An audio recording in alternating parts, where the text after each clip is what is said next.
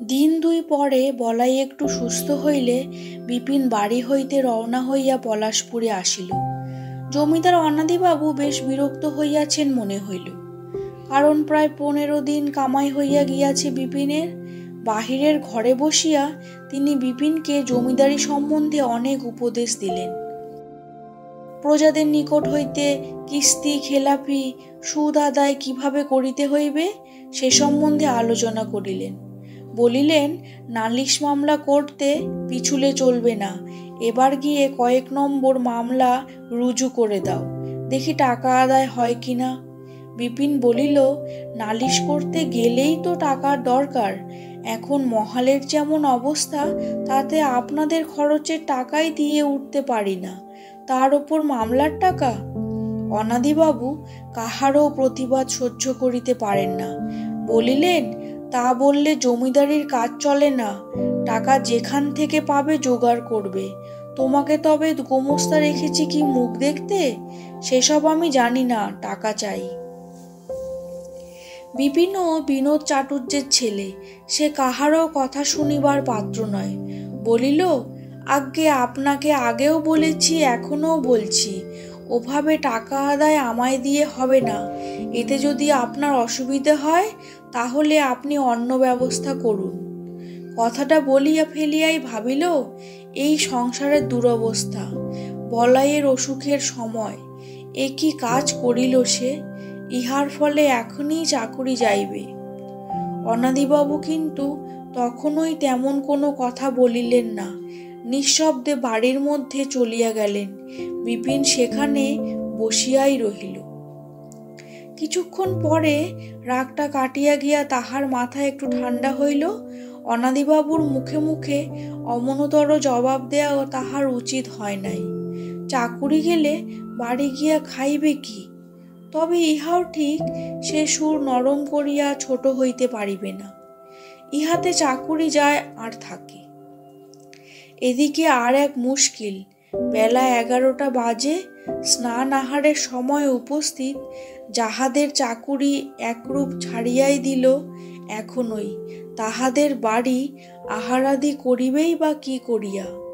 না, তাহা আর চলে না, খাওয়ার দরকার নাই, এখনই সে রানাঘাট হইয়া বাড়ি চলিয়া যাইবে। বাহিরে বসিয়া থাকিলে অনাদিবাবু ভাবিতে পারেন যে সে ক্ষমা প্রার্থনা করিবার সুযোগ খুঁজিতেছে। নিজের ছোট ক্যাম্বিসের ব্যাগটা হাতে ঝুলাইয়া বিপিন বৈঠকখানা ঘরের বাহির হইয়া রাস্তায় পড়িল। অল্প দূর গিয়া পথের মোড় ঘুরিতেই হঠাৎ অনাদিবাবুদের খিড়কি দোর হইতে যে ছোট পথটা আসিয়া এই পথের সঙ্গে মিশিয়াছে, সেই পথের মাথায় গাব গাছটার তলায় মানিকে তাহারই দিকে চাহিয়া দাঁড়াইয়া থাকিতে দেখিয়া সে অবাক হইয়া গেল। মানি এখানে আছে তাহা সে ভাবে নাই।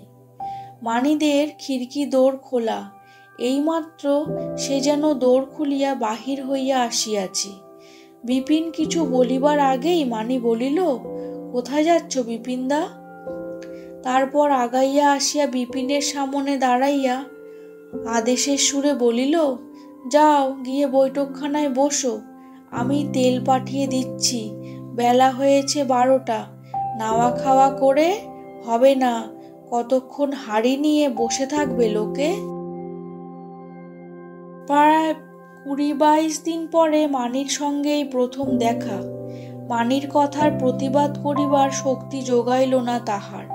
সে কোনো কথাই বলিতে পারিল না, শুধু চুপ করিয়া মানির দিকে চাহিয়া রহিল। মানি বলিল, আবার দাঁড়িয়ে কেন, বেলা হয়নি? এতক্ষণে বিপিন বাকশক্তি ফিরিয়া পাইল। অপ্রতিভের সুরে আমতা আমতা করিয়া বলিল, কিন্তু আমি গিয়ে বাড়ি যাচ্ছি যে।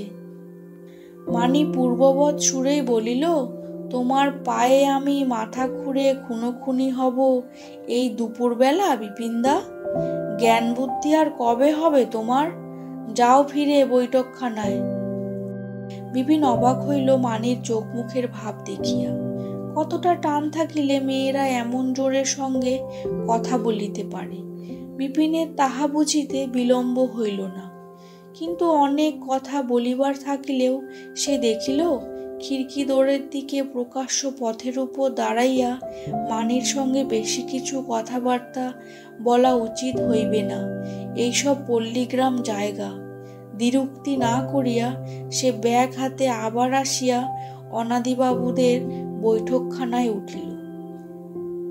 বৈঠকখানায় কেহই নাই। অনাদিবাবু সম্ভবত বাড়ির মধ্যে স্নান করিতেছেন। সে যে বৈঠকখানা হইতে ব্যাগ হাতে বাহির হইয়া চলিয়া যাইতেছিল, ইহা মানি কি করিয়া জানিল বিপিন ভাবিয়া পাইল না। একটু পরে চাকর এক বাটি তেল ও একখানা গামছা আনিয়া বলিল, নায়েববাবু নে নিন, মা বলে দিলেন। বিপিন বলিল, কে তোকে তেল আনতে বললে? মা বললেন। নায়েববাবুর জন্যে তেল দিয়ে আয় বাইরে। দিদিমণি গিয়ে রান্নাঘরে মাকে বললেন আপনি বাইরে বসে আছেন, তেল পাঠিয়ে দিতে। আমি মাছ কুটছিলাম, আমায় বললেন দিয়ে আয়। আপনি যে কখন এলেন তা দেখিনি কিনা তাই জানিনি, নইলে আমি নিজেই তেল দিয়ে যেতাম। নায়েববাবু কি আজ আলেন? ভালো তো সব বাড়ির? এই একমাত্র চাকর জমিদার বাড়ির, সে তো তাহার যাতায়াতের কোনো খবরই রাখে না। তবে মানি কি করিয়া জানিল সে ব্যাগ হাতে চলিয়া যাইতেছে এবং রাগ করিয়াই যাইতেছে? খাইবার সময় মানির আঁচলের ডগাও দেখা গেল না কোনো দিকে, কারণ রান্নাঘরের বারান্দায় অনাদিবাবুর সঙ্গেই তাহার খাবার জায়গা হইয়াছে। অনাদিবাবু উপস্থিত থাকিলে মানি বিপিনের সামনে বড় একটা বাহির হয় না। অনাদিবাবু খাইতে বসিয়া এমন ভাব দেখাইলেন যে বিপিনের সঙ্গে তাহার যেন কোনো অপ্রীতিকর কথাবার্তা হয় নাই। জমিদারি সংক্রান্ত কোনো কথাই উঠালেন না। বিপিনের দেশে মাছের দর আজকাল কি, ম্যালেরিয়া কমিয়াছে না বাড়িয়াছে, রানাঘাটের বাজারে কাহার একখানা দোকান আগুন লাগিয়া পুড়িয়া গিয়াছে, ইত্যাদি প্রসঙ্গ উঠাইয়া তাহাদের আলোচনার মধ্যেই আহার শেষ করিলেন। রানাঘাট হইতে হাঁটিয়া আসিয়া বিপিনের শরীর ক্লান্ত ছিল। অনাদিবাবু বেলা ৩টার আগে বৈঠকখানায় আসিবেন না। মধ্যাহ্নে উপরের ঘরে খানিকক্ষণ নিদ্রা যাওয়া তার অভ্যাস, বিপিন জানে। সুতরাং সে নিজেও এই অবসরে একটু বিশ্রাম করিয়া লইবে। চাকরকে ডাকিয়া বলিল, শ্যামহরি, ও শ্যামহরি, বাবু নামবার আগে আমায় ডেকে দিস তো, যদি ঘুমিয়ে পড়ি, বুঝলি? আর একটু তামাক সেজে নিয়ে আয়। একটু পরে মানিকে ঘরে ঢুকিতে দেখিয়া বিপিন আশ্চর্য হইয়া গেল। বাহিরের ঘরে মানিক এসে আসিতে দেখে নাই কখনো। মানি বলিল, বিপিনদা, রাগ পড়েছে? বিপিন মানির মুখের দিকে চাহিয়া বলিল, আচ্ছা তুই কি করে জানলি আমি চলে যাচ্ছি? কেউ তো জানে না। শ্যামহরি চাকরকে জিজ্ঞেস করে জানলাম। আমি কখন এসেছি তা পর্যন্ত সে খবর রাখে না। মানি হাসিতে হাসিতে বলিল, আমার টনক আছে মাথায় বিপিনদা, আমি জানতে পারি। কি করে বল না মানি? সত্যি, আমি অবাক হয়ে গিয়েছিলাম তোকে দেখে। মানি তবুও হাসিতে লাগিল। কৌতুক পাইলে সে সহজে ছাড়িবার পাত্র নয়, বিপিন তাহা ছেলেবেলা হইতে দেখিয়া আসিতেছে, এবং ইহাও একটা কারণ যে জন্য মানিকে তাহার বড় ভালো লাগে। আচ্ছা, হাসি এখন একটু বন্ধ থাকবে, কথার উত্তর দে। মানি দোরের কাছে দাঁড়াইয়াছিল। দরজার শিকলটা দুই হাতে ধরিয়া তাহার হাসিবার ভঙ্গি দেখিয়া বিপিনের মনে হইতেছিল মানি এখনো যেন তেমনি ছেলে মানুষ আছে। শিকল ছাড়িয়া মানি দরজার পাশে একখানা চেয়ারে বসিল। গম্ভীর মুখে বলিল, আচ্ছা, তুমি কিরকম মানুষ বিপিনদা? এসেছো কখন তা জানি না, একবার দেখা পর্যন্ত করলে না।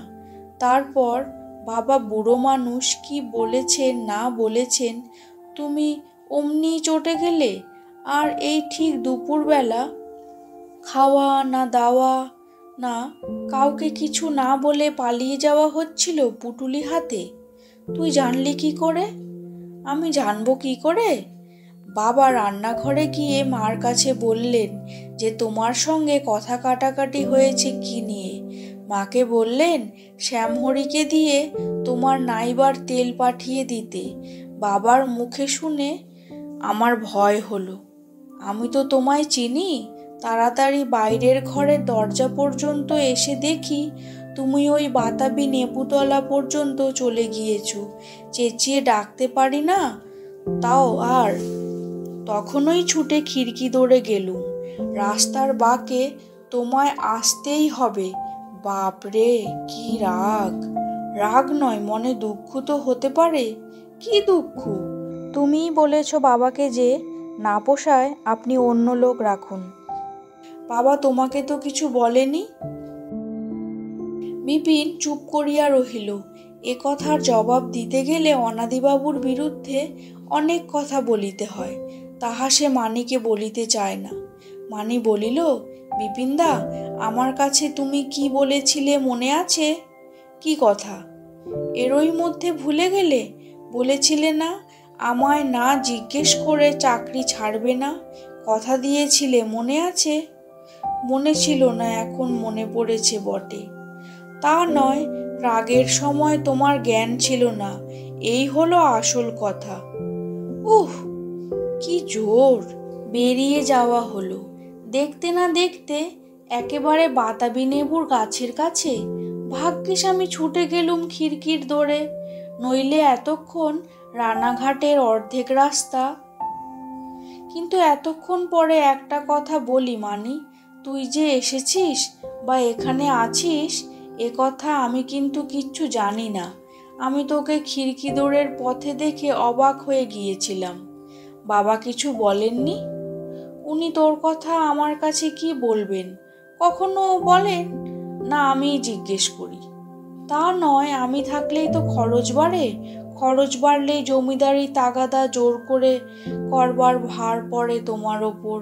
আমি ভেবেছিলুম বাবা সে কথা তুলেছেন বুঝি। আমি আছি সুতরাং টাকা চাই, এমন কথা যদি বলে থাকেন। না, সে কথা ওঠেনি। তুই চলে যাবি শিগগির এ তো জেনেই গিয়েছিলুম। আবার এর মধ্যে আসবি তা ভাবিনি। তা ভাববে কেন? দেখতে পেলে বুঝি গা জ্বালা করে? দূরে রাখলেই বাঁচো বুঝি? বলেছি কোন দিন? মানি ঘাড় দুলাইয়া হাসিতে হাসিতে বলিল, তোমায় রাগাচ্ছি বিপিনদা, রাগাচ্ছি। সেই সব তোমার ছেলেবেলার মতো এখনো আছে, কিছু বদলায়নি। আচ্ছা, একটা কবিতা বলবো, শুনবে? বিপিন হাত নাড়িয়া যেন মশা তাড়াইবার ভঙ্গি করিয়া বলিল, রক্ষে করো, ওসব ভালো লাগে না আমার, বুঝি সুঝি না, বাদ দাও। জানো তো আমার বিদ্যে? মানে গম্ভীর হইয়া বলিল, বিপিনদা, আমার আর একটা কথা রাখতে হবে। তোমায় পড়াশোনা করতে হবে। তোমায় কতকগুলো ভালো বই দেব, সেগুলো কাছারিতে গিয়ে পড়বে, পরে ফেরত দেবে, আমি আবার দেবো। বইয়ের আমার অভাব নেই, যত চাও দেবো।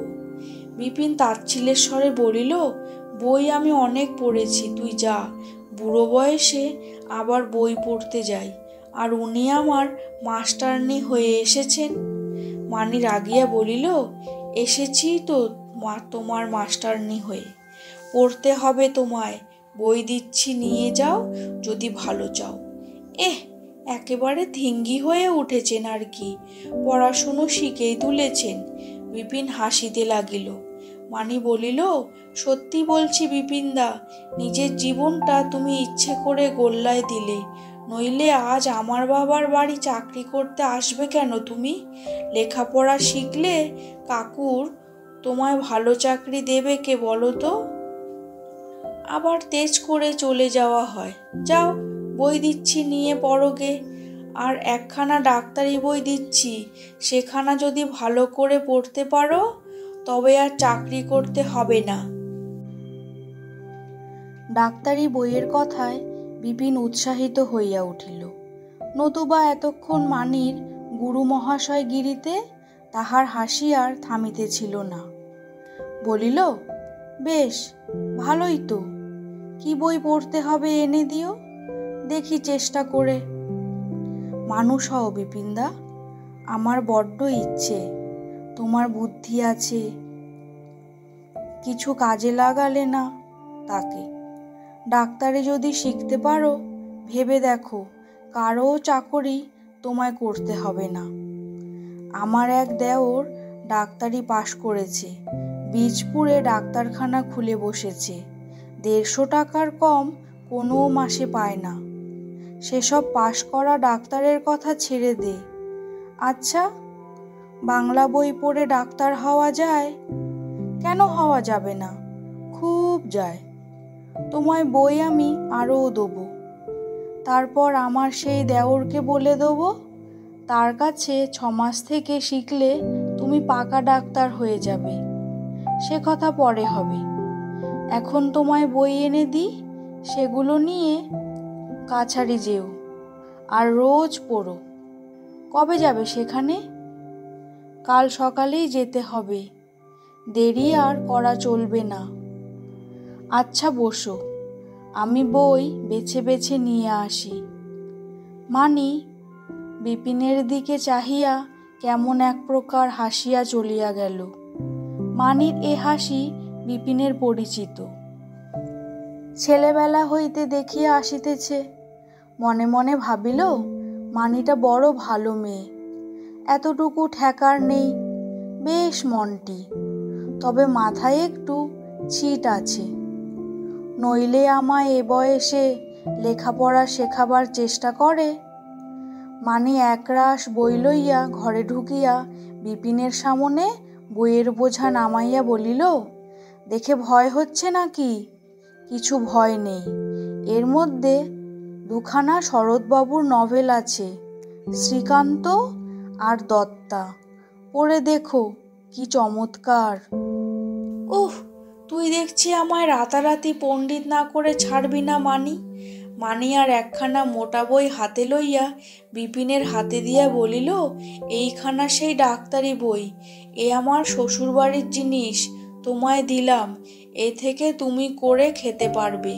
বিপিন পড়িয়া দেখিল, বইখানার নাম সরল চিকিৎসা বিজ্ঞান, গ্রন্থকারের নাম ব্যোমকেশ চট্টোপাধ্যায় LMS। মানির দিকে চাহিয়া বলিল, বেশ ভালো বই। মানি ঘাড় নাড়িয়া আশ্বাস দেওয়ার সুরে বলিল, খুব ভালো বই, এতে সব আছে ডাক্তারির ব্যাপারে।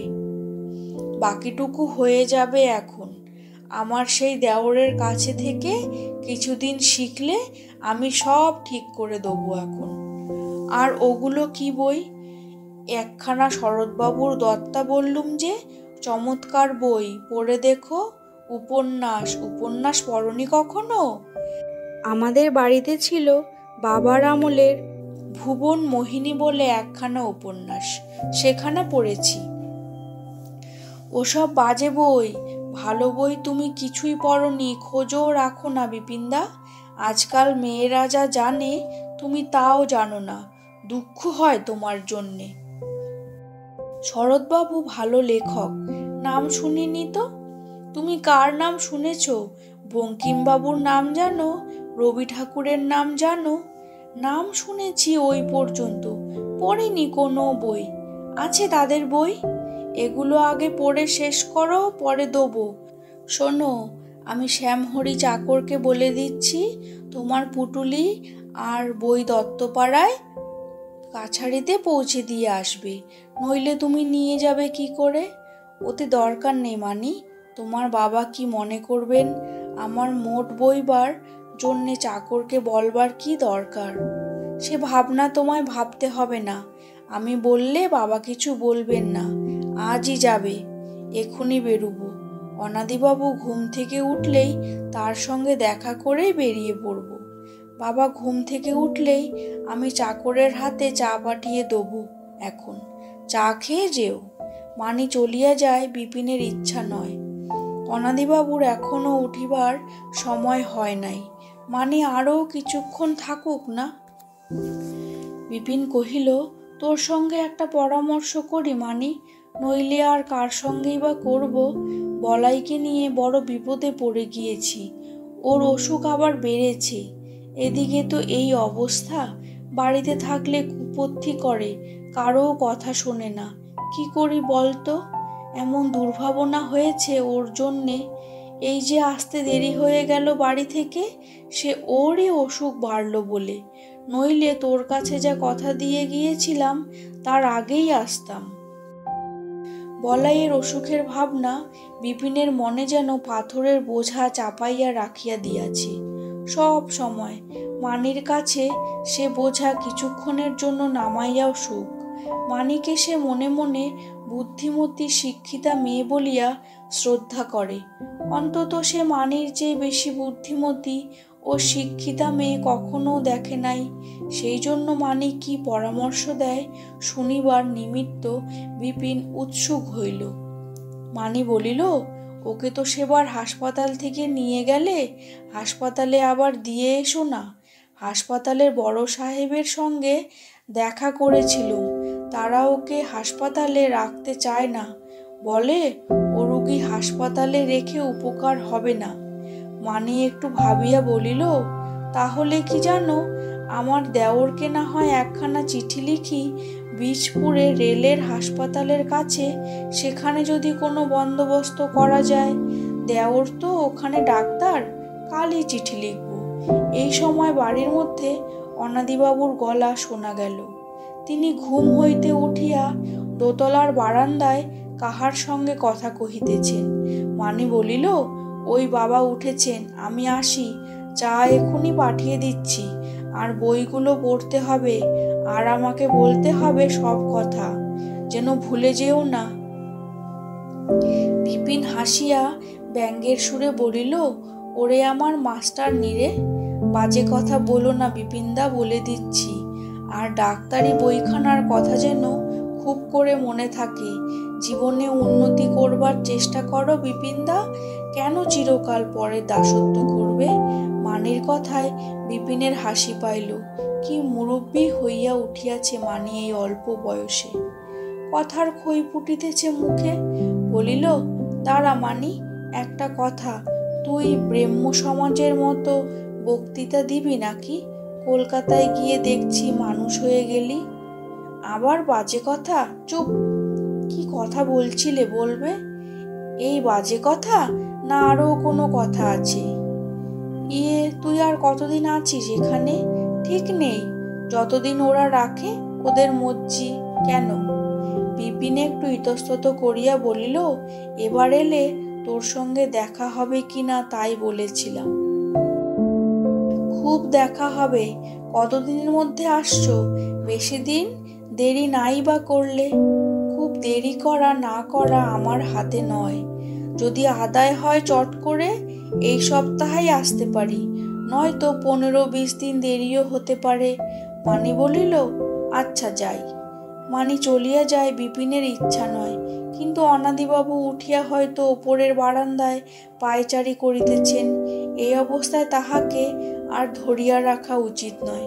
সুতরাং সে বলিল, আচ্ছা এসো, তোমার বাবা আসছেন বাইরে। কিন্তু মানি চলিয়া যাইবা মাত্র বিপিনের মনে হইল মানির শেষ কথাটি, আচ্ছা যাই। মানি যখন চোখের সামনে থাকে তখন বিপিন মানির সব কথা ভাবিয়া দেখিবার, বুঝিবার, উপভোগ করিবার অবকাশ পায় না। এখন বিপিন হঠাৎ দেখিল মানি একথা তাহাকে আর কখনো বলে নাই, অর্থাৎ বলিবার প্রয়োজন হয় নাই। কি জানি কেন মানির একথা বিপিনের ভারী ভালো লাগিল। একটু পরে শ্যামহরি চাকর চা আনিয়া দিল, আর আনিল ছোট একটা রেকাবিতে খানকতক পেঁপের টুকরো ও একটা সন্দেশ। এ মানির কাজ ছাড়া আর কারও নয়, বিপিন তাহা জানে। এ বাড়িতে মানি যখন ছিল না, বাহিরের ঘরে 1-8 পেয়ালা চা যদি বা কালে ভদ্রে আসিয়াছে, খাবার কখনো যে আসে নাই এ কথা সে হলফ করিয়া বলিতে পারে। কাছারি ঘরে একা বসিয়া সন্ধ্যার সময় বিপিনের আজকাল বড়ই খারাপ লাগে। ধোপাখালি দেশে আসিয়াছে আজ প্রায় 1.5 মাস পরে। এতদিন দেশে ছিল, নিজের পরিবারের মধ্যে নির্জনে বসিয়া আকাশে তারা গুনিবার বিড়ম্বনা সেখানে ভোগ করিতে হয় নাই। বিশেষ করিয়া মানির সঙ্গে দেখা হইবার পর দিন কতক এই নির্জনতা যেন একেবারে অসহ্য হইয়া পড়ে, আবার কিছুদিন পরে সহিয়া যায়। কাছারির উঠোনের সেই বাদাম গাছটার ডালপালার মধ্যে কেমন এক প্রকার শব্দ হয়। বিপিন দাওয়ায় বসিয়া চুপ করিয়া রাত্রির অন্ধকারের দিকে চাহিয়া থাকে। মানি যে বলিয়াছিল, জীবনে উন্নতি করো বিপিনদা, কথাটা বিপিনের বড় মনে লাগিয়াছে। তখন হাসি পাইলে কি হইবে, এখন সে বুঝিয়াছে মানির এই কথাটা তাহার মনে অনেকখানি আনন্দ ও উৎসাহ আনিয়া দিয়াছে। জীবনের উন্নতি তাহাকে করিতেই হইবে। সন্ধ্যার পর কাছারির চাকরটা আলো জ্বালাইয়া রান্নার জোগাড় করিতে রান্নাঘরে ঢোকে, কিন্তু বিপিন এবেলা বড় একটা রান্না বান্নার হাঙ্গামাতে যায় না। ওবেলার বাসি তরকারি থাকে, চাকরকে দিয়া খান কতক রুটি করাইয়া লয় মাত্র। খাইয়া আসিয়া মানির দেওয়া বইগুলি পড়িতে বসে। এই সময়টা একরকম মন্দ কাটে না। বইগুলি একবার আরম্ভ করিলে শেষ না করিয়া থাকা যায় না। মানি সত্যই বলিয়াছিল, ডাক্তারি বইখানা প্রথম প্রথম সে ভালো বুঝিতে পারে নাই, কিন্তু ক্রমে এই বইখানাই তার গাঢ় মনোযোগ আকৃষ্ট করিল। মানুষের শরীরের মধ্যে এত সব ব্যাপার আছে সে কোনোদিন ভাবে নাই। দেহে নানা রকম যন্ত্রের ছবি বইয়ের গোড়ায় দিকে দেওয়া আছে, বিভিন্ন যন্ত্রের কার্য বর্ণিত হইয়াছে। উপন্যাসের চেয়েও বিপিনের কাছে সেসব বেশি চমকপ্রদ মনে হইল। 3-4 দিন বইখানা পড়িবার পরেই বিপিন ঠিক করিয়া ফেলিল, ডাক্তারি সে শিখিবেই। এতদিন পরে তাহার জীবনের উদ্দেশ্য সে খুঁজিয়া পাইয়াছে। এতদিন সে লক্ষ্যহীনভাবে ঘুরিয়া বেড়াইতেছিল, মানির কাছে সে কৃতজ্ঞ থাকিবে পথ দেখাইয়া লক্ষ্য স্থির করিয়া দিবার জন্য।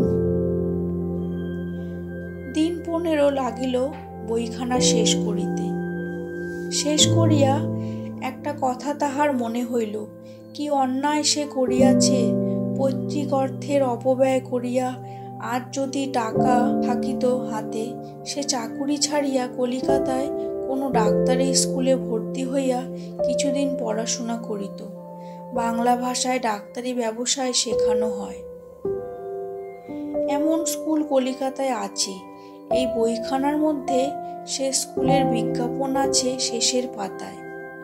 তাহার মনে হইল, মানে মেয়ে মানুষ, কিছু তেমন জানে না, তাই সে বলিয়াছিল বীজপুরে তাহার দেওরের কাছে 6 মাস থাকিলে বিপিন ডাক্তারি শাস্ত্রে পটু হইয়া যাইবে। বেচারি মানি, এসে জিনিস নয়। বইখানা আগাগোড়া পড়িবার পরে তাহার দৃঢ় বিশ্বাস হইয়াছে, ডাক্তারি শেখা 6 মাস 1 বছরের কর্ম নয়। ভালো ডাক্তার হইতে হইলে কোনো ভালো স্কুলে অভিজ্ঞ চিকিৎসকের কাছে না পড়িলে কিছুই হইবে না। বহু ব্যাপার শিখিবার আছে। এ বিষয়ে মানির দেওর কি শিখাইবে। বিপিনের আরও মনে হইল, ডাক্তারি সে ভালো পারিবে, তাহার মন বলিতেছে। এই কাজে নামিয়া পড়িলে যশ অর্জন করিবে সে। এই একখানা মাত্র বই পড়িয়া সে অনেক কিছু বুঝিয়াছে। বইতে যা বলে নাই তাহার চেয়ে বেশি বুঝিয়াছে। মানির সঙ্গে দেখা করিয়া এসব কথা তাহাকে বলিতে হইবে। মানির সঙ্গেই পরামর্শ করিতে হইবে, ডাক্তারি শিখিবার আর কি উপায় স্থির করা যাইতে পারে। তাহার ভালো মন্দ মানি যেমন বোঝে, সে নিজেও যেন তেমন বোঝে না। বিপিন 5-6 টাকা খরচ করিয়া রানাঘাট হইতে quinine, liquor arsenic, liquor ammonia, acid, NM-ডিল প্রভৃতি কয়েকটি ঔষধ আনাইল, যাহা সাধারণ ম্যালেরিয়া জ্বরের প্রেসক্রিপশনে লাগে বলিয়া বইতে লিখিয়াছে। অ্যালকালি মিক্সচারের উপকরণও ওই সঙ্গে কিছু আনাইবার পরদিনই কামিনীর প্রতিবেশিনী হাবু ঘোষের দিদিমা আসিয়া বলিল, ও নায়েব বাবু, কামিনীর বড় অসুখ হয়েছে, আজ 3-4 দিন হলো, একবার আপনারে যেতে বলেছে। বিপিন ব্যস্ত হইয়া তাহার প্রথম রোগী দেখিতে ছুটিল। যদিও হাবুর দিদিমা ডাক্তার হিসাবে তাহাকে আহ্বান করে নাই, সে যে ডাক্তারি বই পড়িয়া ভিতরে ভিতরে ডাক্তার হইয়া উঠিয়াছে এ খবর কেহ রাখে না। বিপিন এবার যখন কাছারিতে আসে, আজ দিন 20 আগের কথা, কামিনী সেই দিনই গিয়া বিপিনের সঙ্গে দেখা করিয়াছিল। তারপর দুপুরের পরে প্রায় বুড়ি কাছারিতে আসিয়া কিছুক্ষণ গল্পগুজব করিয়া চলিয়া যাইত। তাহার অভ্যাস মতো কয়দিন দুধ ও ফলমূলও নিজে লইয়া আসিয়াছে। আজ 7-8 দিন হইল কামিনী কাছারিতে আসে নাই। বিপিনের এখন মনে পড়িল সে নিজেকে লইয়া এমন মশগুল যে বুড়ি যেন আজকাল কাছারিতে আসিতেছে না এ প্রশ্ন তাহার মনে উঠে নাই। গোয়ালা পাড়ার মধ্যেই কামিনীর বাড়ি। 2খানা বড় চালাঘর, মাটির দেওয়াল, খুব পরিষ্কার করিয়া লেপা পোছা। একদিকে গোহাল, আগে অনেকগুলি গরু ছিল। বিপিন ছেলেবেলায় কামিনীর বাড়িতে আসিয়াছে। কামিনী কাছারি গিয়া তাহাকে সঙ্গে করিয়া বাড়ি আনিত এবং ওই বড় ঘরের দাওয়ায় বসাইয়া কত গল্প করিত, খাবার খাইতে দিত। সে কথা বিপিনের আজও মনে আছে। তবে সে কামিনীর বাড়িতে আসে নাই আর কখনো সেই বাল্যদিনগুলির পরে। আসিবার আবশ্যকও হয় নাই। কামিনী ঘরের মেঝেতে বিছানার উপর শুইয়া আছে। বিছানাপত্রের অবস্থা দেখিয়া বিপিন বুঝিল কামিনীর সচ্ছল দিন আর নাই। এক সময়ে এই ঘরের মধ্যে 1 হাত পুরু গদির উপর তোষক ও ধপধপে চাদর পাতা চওড়া বিছানা সে নিজের চোখে দেখিয়াছে। ঘরে নানা রকম ছবি টাঙানো থাকিত। এখনো অতীতের স্মৃতি বহন করিয়া 2-4খানা ছবি ঝুলকালি মাখানো অবস্থায় দেয়ালে ঝুলিতেছে। কালী, দশমহাবিদ্যা, মহারানী ভিক্টোরিয়ার রঙিন ছবি, গোষ্ঠবিহার। কামিনী ময়লা কাঁথার ভিতর হইতে মুখ বাহির করিয়া ব্যস্তমস্ত হইয়া বলিল, এসো বাবা এসো, ওই পিঁড়িখানা পেতে দে তো ভাই। হাবুর দিদিমা পিঁড়ি পাতিয়া দিল। সেই সঙ্গে করিয়া আনিয়াছে বিপিনকে। বিপিন বলিল, দেখি হাতখানা, জ্বর হয়েছে, তাই আমায় আগে জানাওনি কেন? আজ গিয়ে হাবুর দিদিমা বললে তাই জানতে পারলাম। তুমি বসো বসো, ভালো হয়ে বসো। আমার কথা বাদ দাও, অসুখ লেগেই আছে, বয়স হয়েছে, এখন এইরকম করে যে কদিন যায়। বিপিন হাত দেখিয়া বুঝিল জ্বর খুব বেশি। মনে মনে ভাবিল কি ভুলই হয়েছে, একটা থার্মোমিটার না পেলে কি জ্বর দেখা যায়? একদিন রানাঘাট গিয়ে একটা থার্মোমিটার আনতেই হবে, নইলে রোগী দেখা চলবে না। বিপিন হাবুর দিদিমাকে বলিল, একটা শিশি নিয়ে চলো, ওষুধ দিচ্ছি। কামিনী আশ্চর্য হইয়া বলিল, তুমি ওষুধ দেবে কোথা থেকে? বিপিন হাসিয়া বলিল, বারে, তুমি বুঝি জানো না আমি ডাক্তারি করি যে আজকাল? কামিনী কথাটা বিশ্বাস করিল না, বলিল, আহা, কেবল পাগলামি আর খেয়াল। হাবুর দিদিমা শিশি ধুইতে বাহিরে গিয়াছিল। এই সুযোগে কামিনী বলিল, সরে এসে বসো কাছে। বিপিন মলিন কাঁথা পাতা বিছানার একপাশে বসিল। কামিনী সস্নেহে তাহার গায়ে হাত বুলাইয়া বলিল, চিরকালটা একরকম গেল। কামিনী আড়ালে আবডালে যে তাহার সহিত মাতৃবৎ ব্যবহার করে ইহা বিপিনের অনেক দিন হইতেই জানা আছে। সেও হাসিয়া বলিল, না, সত্যি বলছি, আমি ডাক্তারি শিখছি। শুনবে তবে কে আমায় ডাক্তারি শেখাচ্ছে? আমাদের জমিদারের মেয়ে। কামিনী অবাক হইয়া বলিল, আমাদের বাবুর মেয়ে? সে আর কতটুকু? আমি তাকে দেখিনি যেন। কর্তা থাকতে একবার দোলের সময় জমিদার বাবুদের বাড়ি গিয়েছিলাম, তখন সে খুকিকে দেখেছি। কর্তামশায় তাকে দেখিয়ে বললেন, এই দেখো আমাদের বাবুর মেয়ে, ওই এক মেয়েই তো। কর্তা ইদানিং একটু চোখে কম দেখতেন না? বিপিন দেখিল বুড়ি তাহার বাবার কথা আনিয়া ফেলিয়াছে, হঠাৎ থামিবে না। এখন বাবার সম্বন্ধে বুড়ির সঙ্গে আলাপ আলোচনা করিবার মতো মনের অবস্থা তাহার নাই। সে হাসিয়া বলিল, তুমি সে কতকাল আগে দেখেছিলে, তোমার খেয়াল আছে? সে মেয়ে কি চিরকাল তেমনি খুকি থাকবে? এখন তার বয়স 20-22।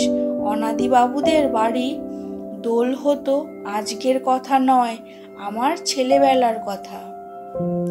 বাবুর মেয়ের বিয়ে হয়েছে কোথায়? কলকাতায় এক উকিলের সঙ্গে। তা সে মেয়ে তোমায় ডাক্তারি শেখাচ্ছে কেমন কথা? সে ডাক্তারি জানলে কোথা থেকে? বিপিনের ইচ্ছা মানির সম্বন্ধে কথা বলা। অনেকদিন মানির বিষয়ে সে কথা বলে নাই, তাহাকে দেখেও নাই। তাহার মনটা অত্যন্ত ব্যস্ত হইয়া উঠিয়াছে। অন্তত মানির বিষয় লইয়া কিছু বলিয়াও সুখ। কিন্তু ধোপাখালির প্রজাদের নিকট তো আর জমিদার বাবুর মেয়ের সম্বন্ধে আলোচনা করা চলে না। কামিনীর কথার উত্তরে বিপিন যাহা বলিয়া গেল, তাহা বৃদ্ধার প্রশ্নের সঠিক উত্তর নয়, মানি রূপগুণের একটি দীর্ঘ বর্ণনা। কামিনী চুপ করিয়া শুনিতেছিল। বিপিনের কথা শেষ হইয়া গেলে বলিল, বেশ মেয়ে, তোমার সামনে বেরোয়। কেন বেরোবে না? ছেলেবেলায় একসঙ্গে খেলা করেছি, আমার সামনে বেরোবে না?